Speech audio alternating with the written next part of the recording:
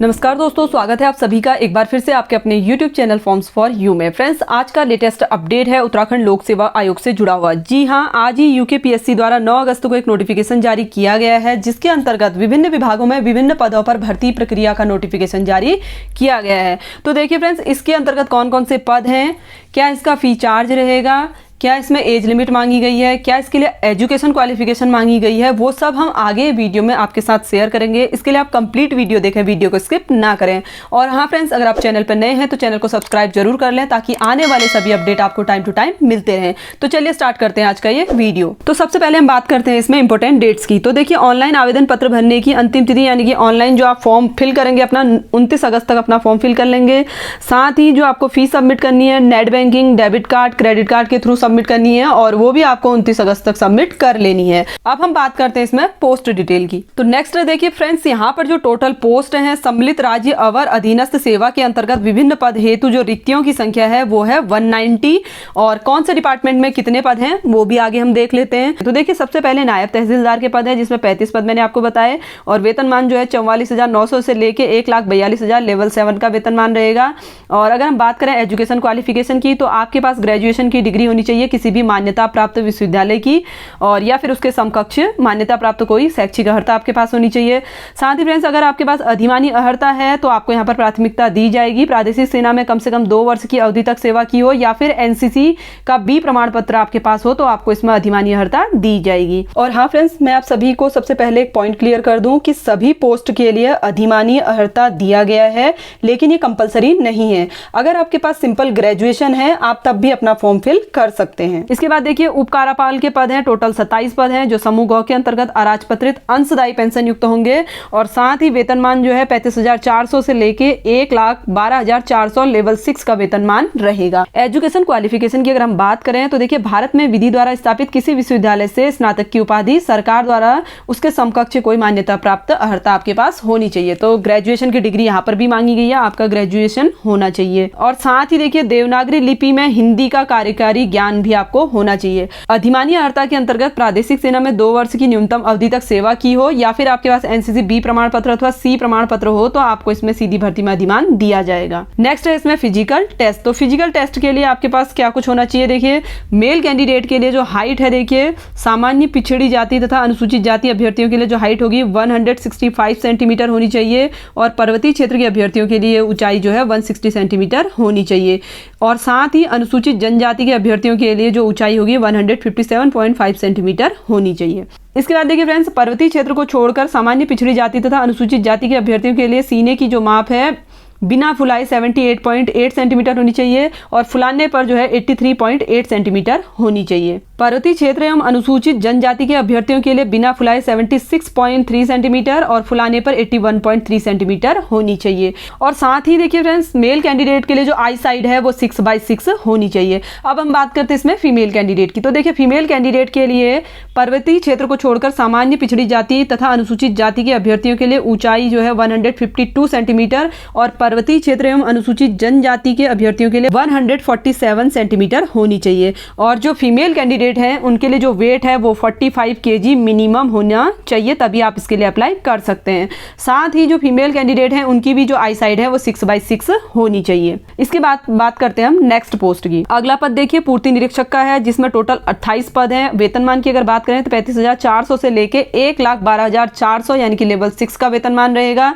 Education qualification की बात करें तो आपके पास ग्रेजुएशन की डिग्री मान्यता प्राप्त विश्वविद्यालय से होनी चाहिए, और साथ ही आपको देवनागरी लिपि में हिंदी का ज्ञान भी होना चाहिए। अधिमानी अर्हता में देखिए, अगर आपके पास प्रादेशिक सेना में न्यूनतम 2 वर्ष की अवधि तक की सेवा का आपके पास सर्टिफिकेट हो, या फिर आपके पास एनसीसी बी अथवा सी का प्रमाण पत्र हो, या एनएसएस सी का प्रमाण पत्र हो, तो आपको यहाँ पर सीधी भर्ती में अधिमान दिया जाएगा। नेक्स्ट पद जो है देखिए, विपणन निरीक्षक का है, जिसके अंतर्गत टोटल 50 पद है। यहाँ पर वेतनमान देखिए 35,400 से लेके 1,12,400 लेवल 6 का वेतनमान रहेगा। एजुकेशन क्वालिफिकेशन की अगर हम बात करें, किसी मान्यता प्राप्त विश्वविद्यालय से स्नातक की उपाधि या फिर सरकार द्वारा उसके समकक्ष मान्यता प्राप्त कोई अन्य अर्हता होनी चाहिए। साथ ही आपको देवनागरी लिपि में हिंदी का ज्ञान होना भी अनिवार्य है। तो यहाँ पे भी जो आपकी एजुकेशन क्वालिफिकेशन मांगी गई है विपणन निरीक्षक के लिए, उसके लिए भी ग्रेजुएशन होना आपको कंपलसरी है। अधिमानी अर्हता के लिए देखिए सभी पदों के लिए सेम क्वालिफिकेशन मांगी गई है। अगर आपके पास ये अधिमानी अर्हताएं होंगी तो आपको अधिमान दिया जाएगा सीधी भर्ती में। नेक्स्ट जो पद है देखिए श्रम प्रवर्तन अधिकारी का पद है, जिसके अंतर्गत टोटल 9 पोस्ट हैं और 35,400 से लेके 1,12,400 लेवल 6 का वेतनमान इसमें भी दिया जाएगा। साथ ही शैक्षिक अर्हता देखिए किसी भी मान्यता प्राप्त विश्वविद्यालय से आपके पास स्नातक की उपाधि या फिर उसके समकक्ष मान्यता प्राप्त कोई और अर्हता होनी चाहिए। अधिमानी अर्हता के अंतर्गत देखिए अगर आपके पास ये क्वालिफिकेशन है तो आपको अधिमान दिया जाएगा, अगर नहीं भी है तो तब भी आप इसके लिए अप्लाई कर सकते हैं। नेक्स्ट देखिए आबकारी निरीक्षक के जो पद हैं यहाँ पर टोटल 10 हैं और वेतनमान देखिए 44,900 से लेके 1,42,400 लेवल 7 का यहाँ पर वेतनमान दिया गया है। और एजुकेशन क्वालिफिकेशन की हम बात करें तो किसी भी मान्यता प्राप्त विश्वविद्यालय से आपके पास स्नातक की उपाधि या उसके समकक्ष कोई मान्यता प्राप्त उपाधि होनी चाहिए। अधिमानी अर्हता सेम दी गई है। देखिए एनसीसी का सर्टिफिकेट, बी सर्टिफिकेट हो या फिर आपके पास प्रादेशिक सेना में 2 वर्ष की न्यूनतम अवधि तक की सेवा की हो तो उसके लिए आपको अधिमान दिया जाएगा। नेक्स्ट जो पद है वो है कर अधिकारी का, जिसके अंतर्गत 2 पद दिए गए हैं और वेतनमान की अगर हम बात करें तो वेतनमान 35,400 से लेके 1,12,400 लेवल 6 का वेतनमान है। और एजुकेशन क्वालिफिकेशन देखिए किसी भी मान्यता प्राप्त विश्वविद्यालय से आपके पास ग्रेजुएशन की डिग्री होना कंपलसरी है। इसके बाद जो नेक्स्ट पद है वो है ज्येष्ठ गन्ना विकास निरीक्षक का, जिसके अंतर्गत 2 पद हैं और यहाँ पे भी देखिए वेतनमान 35,400 से लेके 1,12,400 लेवल 6 का वेतनमान होना चाहिए। एजुकेशन क्वालिफिकेशन के अंतर्गत देखिए किसी मान्यता प्राप्त विश्वविद्यालय से कृषि में स्नातक की उपाधि रखता हो।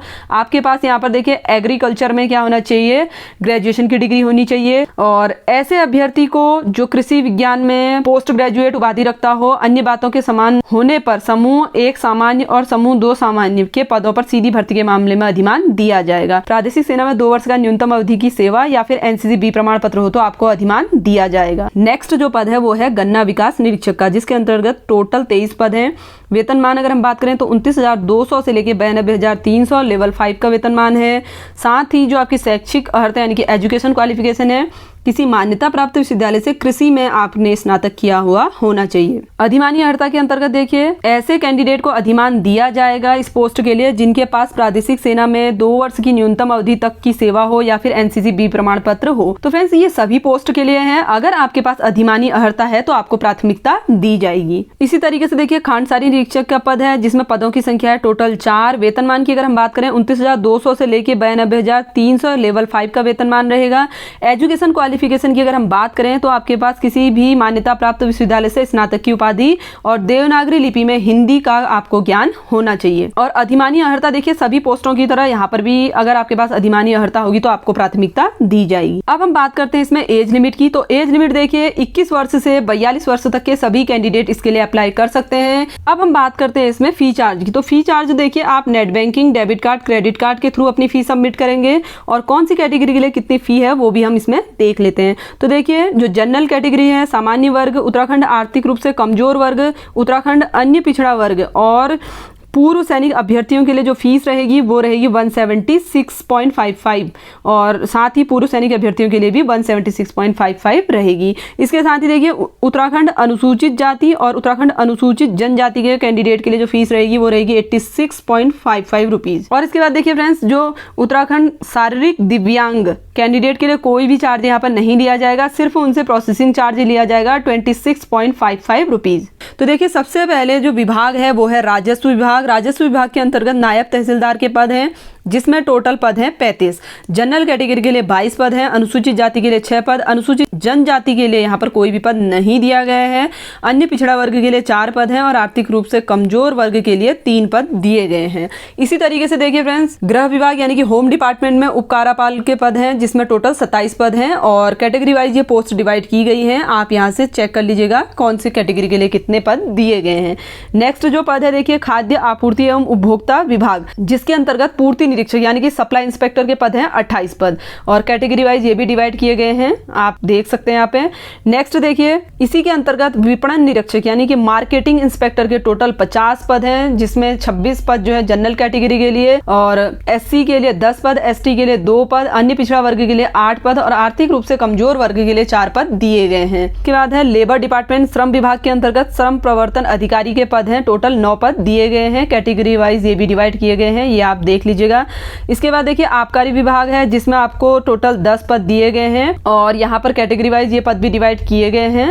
ये फॉर्म फिल करने से पहले एक बार आप जरूर देख लें। नेक्स्ट देखिए, पंचायती राज विभाग के अंतर्गत कर निरीक्षक का पद है, जिसमें 2 पद दिए गए हैं। इसके बाद हम बात करते हैं गन्ना विकास एवं चीनी उद्योग विभाग, जिसके अंतर्गत देखिए ज्येष्ठ गन्ना विकास निरीक्षक यानी कि सीनियर केन डेवलपमेंट इंस्पेक्टर के जो पद हैं 2 पद दिए गए हैं, और गन्ना विकास निरीक्षक यानी कि केन डेवलपमेंट इंस्पेक्टर के जो टोटल पद हैं वो है 23, और कैटेगरी वाइज ये पद डिवाइड किए हैं फ्रेंड्स, आप यहाँ पर इसकी डिटेल देख सकते हैं। इसके बाद देखिए खांडसारी निरीक्षक के जो पद है यहाँ पर 4 पद इसके अंतर्गत दिए गए हैं। नेक्स्ट हम बात करते हैं इसमें एग्जाम सेंटर की। तो देखिए एग्जाम सेंटर आपको यहाँ पे दिए हुए हैं, साथ ही सिटी का कोड भी दिया है, तो फॉर्म फिल करते वक्त आप एग्जाम सेंटर यहाँ देख सकते हैं और सिटी कोड भी यहाँ से देख सकते हैं। अगर आप हल्द्वानी एग्जाम सेंटर फिल करते हैं तो उसके लिए सिटी कोड 01 होगा, हरिद्वार के लिए 02 होगा, रुड़की के लिए 03 होगा, देहरादून के लिए 04 फिल करेंगे, ऋषिकेश के लिए 05, इसी तरीके से अलग अलग सिटी के लिए आप यहाँ से अलग अलग कोड फिल करेंगे, तो आप यहाँ से देख सकते हैं। तो फ्रेंड्स ये था यूकेपीएससी द्वारा जारी लेटेस्ट अपडेट, जो मैंने आपके साथ शॉर्ट वीडियो के माध्यम से शेयर किया। फ्रेंड्स इसका PDF आपको वीडियो के नीचे डिस्क्रिप्शन बॉक्स में भी मिल जाएगा, आप वहां से भी इसका PDF डाउनलोड कर सकते हैं।